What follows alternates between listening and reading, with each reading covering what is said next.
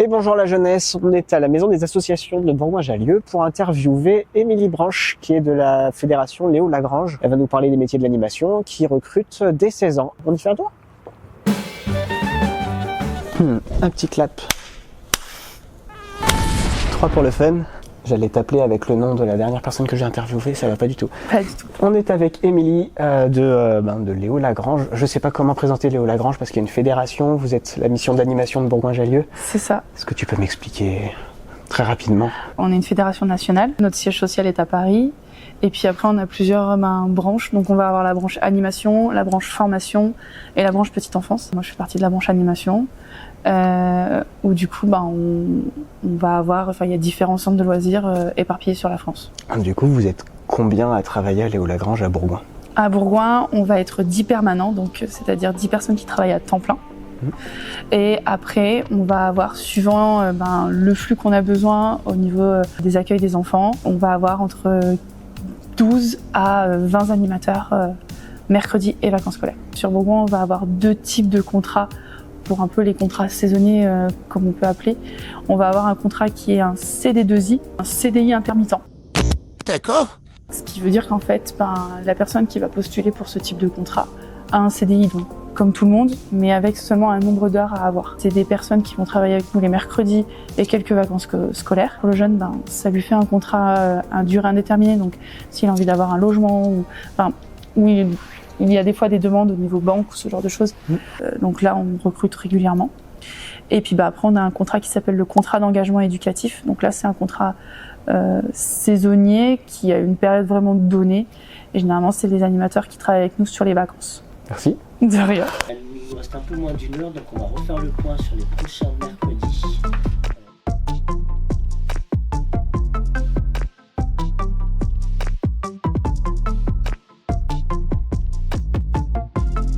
Moi, ça va faire 3 ans. J'ai été animateur 1 an, puis maintenant je suis référent de site en CDI ici. Donc, voilà. Et moi, j'ai fait 1 an ici, donc l'année dernière, j'ai fait l'année entière. Et là, je les aide de temps en temps quand ils ont besoin d'animateurs. Alors moi, je passais par l'espace jeune, de base mission locale, puis espace jeune. Ils m'ont orienté vers l'espace jeune pour passer le BAFA. J'ai passé le BAFA en 2023.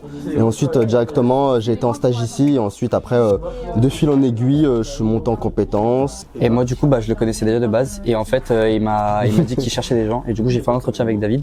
Et ça l'a plu, donc j'ai été pris. Alors, c'est quoi la question d'après ? Et quand vous recrutez, quand vous envoyez une offre à la mission locale, par exemple, c'est toujours pour des animateurs ? Oui. Ouais. Essentiellement pour des animateurs, diplômés ou pas diplômés. On a tout type de profil. On va avoir des personnes qui veulent découvrir le milieu d'animation, parce que quand on dit animation, généralement, quand on en parle autour de nous, ils pensent tout de suite Club Med, etc. Et en fait, il y a énormément de travail, c'est complètement différent. Oui, il y a tout le côté, on anime les enfants, on propose des activités, mais justement, il y a tout le côté coulisses, si on peut dire comme ça, du métier, où l'animateur doit être préparé. Il y a aussi tout ce qui est sécurité avec les enfants, les réglementations. C'est vraiment très très cadré comme métier. Donc voilà, on recrute tout le temps des animateurs, que ce soit mercredi ou vacances. Est-ce que tu aurais l'histoire d'un jeune ou d'une jeune qui aurait poussé la porte de Léo Lagrange un jour et puis ça s'est bien passé, ça a créé une vocation, je sais pas, une belle histoire? J'en ai plein en tête, mais... Une seule, s'il te plaît. D'accord. J'avais un animateur qui du coup savait pas, qui était au départ en décrochage scolaire, qui savait pas du tout forcément quel métier il voulait faire, etc. Donc il avait intégré le programme Sésame, qui était en lien avec la mission locale à l'époque, qui est passé maintenant Sport Job. Ce programme, c'est un partenariat avec Léo Lagrange, mais l'Union sportive de Léo Lagrange et les missions locales. Leur objectif, du coup, c'est de faire découvrir le milieu d'animation, mais aussi le milieu sportif aux jeunes qui savent pas ce qu'ils veulent faire plus tard. Ce jeune, il est rentré dans ce programme, il a passé son BAFA avec ce programme. Pendant ce programme, il était avec nous en entreprise, parce qu'il fallait avoir des heures d'entreprise. Et puis du coup, à la fin de ce programme, il est resté avec nous. Donc il est en CD2I actuellement chez nous. Et l'année dernière, il voulait évoluer, puisque le BAFA, c'est, on va dire, le premier tremplin dans l'animation. Mais ça professionnalise pas à 100% si on veut vraiment se professionnaliser dans l'animation. Et il a passé son CPGEPS et il est toujours avec nous et il continue d'évoluer dans l'animation du coup. C'est quoi ton argument pour pousser un jeune à s'intéresser peut-être à l'animation de manière générale, mais à Léo Lagrange en particulier? On vient travailler avec le plaisir. Certes, on va avoir des problématiques de contrat parce que on va avoir des contrats vacataires, on n'est pas non plus payé énormément, mais on prend du plaisir à travailler avec les enfants parce que on va leur donner le sourire. On a des enfants qui sont issus de milieux sociaux qui sont pas forcément très fun, on va dire, qui connaissent des violences, qui connaissent des problématiques familiales qui sont des fois pas terribles, et du coup qui passent la plupart du temps leurs vacances avec nous, de les faire repartir avec le sourire, de leur faire découvrir des nouvelles choses. Je trouve que c'est la plus belle victoire et ça donne du sens. Ça donne du sens, exactement. C'est une activité, enfin être animateur en soi c'est vraiment faire plaisir, et le mot animer ça veut dire faire vivre. Donc on doit faire vivre des journées. Donc si on n'aime pas ce qu'on fait, forcément on fait pas vivre. Donc voilà. Ouais, on est payé à s'amuser avec des enfants, donc franchement il y a rien de plus beau. On a des responsabilités quand même. Oui bien sûr, il y a pas que ça, bien sûr. Mais on crée des liens avec eux et tout, c'est trop bien. Ah, et on prend forcément du plaisir. Et un jeune qui veut postuler chez vous, c'est quoi le conseil pour que ça matche, pour que ça se passe bien? Que son CV se distingue des autres. Vous recevez beaucoup? On reçoit beaucoup de CV, en moyenne entre 10 et 15 par semaine. Quand on est toujours présent aussi sur tout ce qui va être les manifestations job d'été. On est victime de notre succès à chaque fois. On a une centaine de CV lors de ces journées-là. On a eu tellement de CV, des fois quand c'est toujours le même le même graphisme, la même charte. C'est redondant pour nous. Mais voilà, des fois ça va être le petit côté dans le CV, ça va être le centre d'intérêt peut-être qui va nous attirer, le diplôme ou peut-être l'expérience qu'il peut avoir. Voilà, ça va vraiment dépendre de qu'est-ce que la personne veut mettre en valeur dans ce CV. Mettre un peu plus de personnalité en fait. Ouais. Exactement. On a eu un CV qui a été fait entièrement à la main, dessiné, etc. Enfin voilà, on a vraiment eu tout type de CV. Même des fois, sortir du cadre CV en mode portrait, mais peut-être faire du paysage ou en mode peut-être fascicule. Enfin, on est ouvert à tout. La créativité, c'est un prérequis un peu pour travailler en animation. Exactement. On n'y pense pas forcément au premier abord comme ça. C'est ça. Des fois, c'est pas parce qu'on n'a pas énormément de choses à mettre sur le CV, parce qu'on n'a pas beaucoup d'expérience ou très peu de diplômes, etc. Ça, je veux dire, on va le regarder parce que nous, après, on est réglementé sur notre... Parce qu'on doit avoir quand même un quota de diplômés, etc. Mais c'est pas forcément le premier truc qu'on va regarder. Ah, on arrive à les questions. Oh mon Dieu. On arrive aux questions en rapport avec l'immersion professionnelle. On tourne beaucoup à l'immersion pro à la mission locale. Est-ce que vous recevez des jeunes en stage pour découvrir le métier, par exemple? Oui, on en a eu un cette semaine, qui est du coup en immersion professionnelle, pour découvrir le métier. Après, la seule particularité, c'est qu'on va pas pouvoir leur donner toutes les tâches que nous on fait, d'un point de vue confidentialité. Mais sinon, oui, on en accueille régulièrement.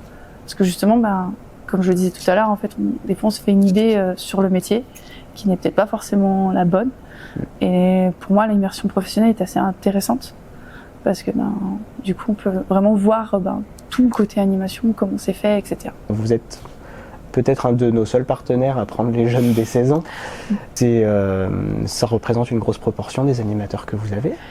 Alors, en fait, nous, on en accueille des mineurs. Après, on est très réglementé là-dessus parce qu'ils peuvent pas faire plus de 35 heures. Nous, en parallèle de nos accueils de loisirs, on a aussi des séjours, donc ils ne peuvent pas partir en séjour. Mais on en accueille entre 5 et 6 par période. On met en œuvre parce que pour les accueillir, parce qu'ils passent le BAFA et que après ils sont limités aussi dans le temps pour leur stage pratique, donc on peut pas leur dire d'attendre la majorité pour faire leur stage pratique. Voilà, ils sont dans les règles, on va dire, de passer leur BAFA à partir de 16 ans. Donc du coup, nous aussi on doit jouer le jeu, mais après voilà, c'est juste une articulation en interne. Après au niveau confidentialité, est-ce qu'on peut leur autoriser ou pas à faire des choses? Pour nous, c'est un animateur lambda, si on peut dire comme ça. Donc ils sont en charge du groupe d'enfants comme un animateur qui est majeur. On va leur dire ce qui se dit lors des réunions ou pendant le travail avec les enfants reste aussi au travail. Il y a le secret professionnel quand ils signent aussi notre contrat. Et puis ça se passe plus que bien.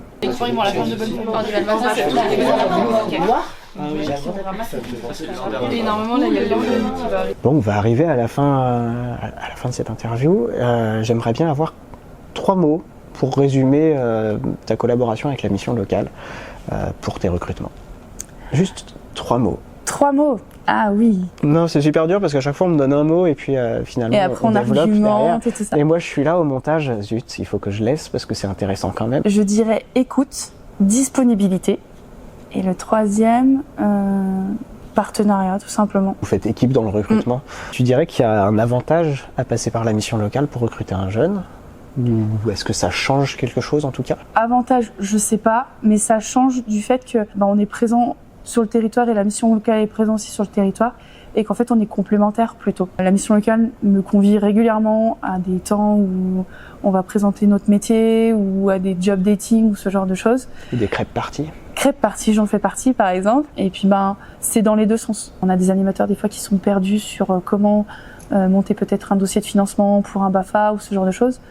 Donc nous on les accompagne mais on n'a pas forcément toutes les informations. Donc c'est dans les deux sens. Tout simplement. Merci pour tes réponses. Est-ce que tu aurais voulu ajouter quelque chose qui n'était pas prévu dans la trame de l'interview avant qu'on coupe les 3 caméras? Je trouve que c'est super intéressant du coup de faire vivre l'entreprise par le biais de la mission locale. Du coup, sans tout l'univers mission locale, on peut pas forcément nous fonctionner aussi. Donc c'est un réseau en fait, tout simplement. Si vous voulez postuler chez Léo Lagrange, ça se passe de la manière suivante. Alors du coup, il faut juste envoyer son CV à recrutement@bj@leolagrange.org. Ou passer par votre conseiller mission locale. Merci. Pas de souci.